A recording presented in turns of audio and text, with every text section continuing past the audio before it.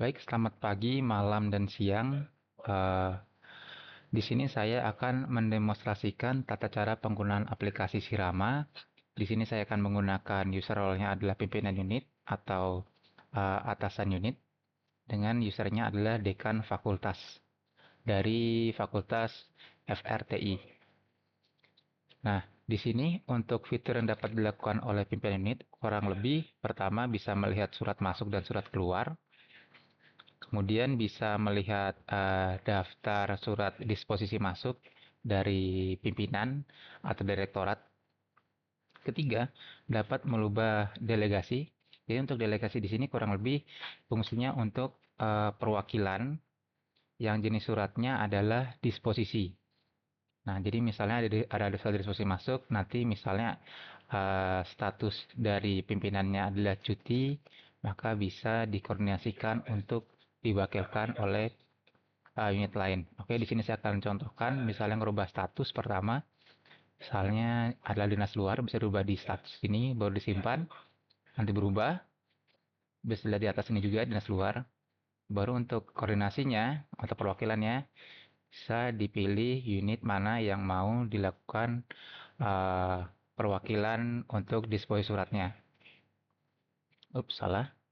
Kita simpan. Nah, di sini untuk koordinasinya ini off by system.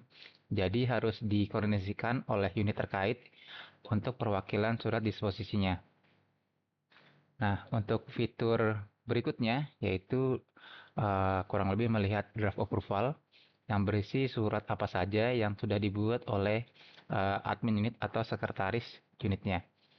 Nah, ini suratnya kurang lebih butuh persetujuan dari pimpinan sebelum dikirim ke unit yang dituju. Jadi ada dua jenis surat di sini, adalah surat dinas dan surat undangan. Yang mana tujuannya yang satu ke rektorat, satunya ke fakultas saja.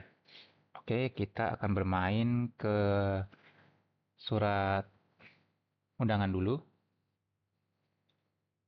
Oke, ada lambat.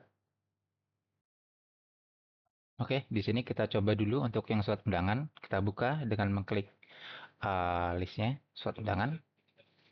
Nah, di sini bisa dilihat judulnya tadi, surat undangan dekan fakultas, undangan rapat.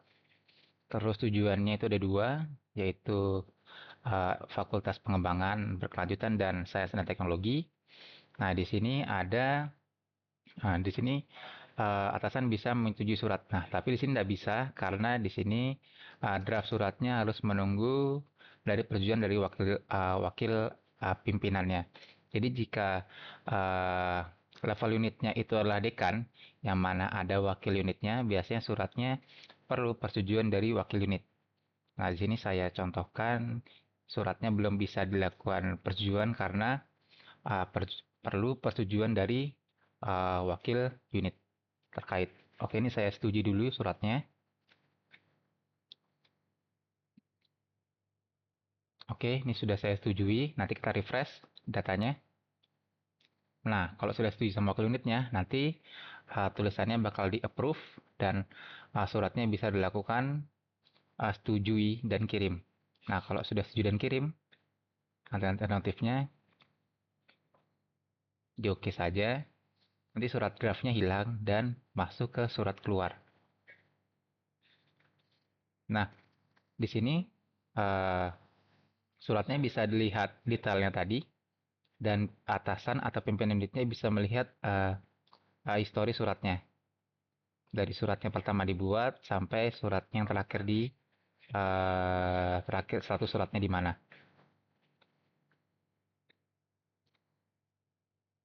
Oke, untuk jenis surat kedua di sini ada nota dinas. Nah, untuk nota dinas di sini ini atasan juga bisa melakukan ubah data, misalnya jika suratnya itu ada kesalahan kecil yang perlu diubah. Misalnya ada kesalahan tipe pada hal ini kurang diisi atau gimana, ini saya contohkan saja. Diubah. Nah, saya mau diubah, diubah saja, tinggal diubah misalnya ganti gini saja. Nah, jika misalnya dirasa oh kesalahannya besar, misalnya ini fontnya beda, ini bisa. suratnya bisa ditolak. Caranya diklik aksi di atas, kemudian direvisi. Misalnya tidak mau perbaiki, suruh adminnya perbaiki suratnya untuk sebelum dikirim, klik revisi, terus tulis catatan revisinya. Misalnya suratnya salah di bagian font, huruf, surat tidak sama, harap diperbaiki. Font, oke, kirim, save. Nah, ini suratnya, draftnya sudah hilang. Nah, ini suratnya tinggal menunggu perbaikan dari admin unit.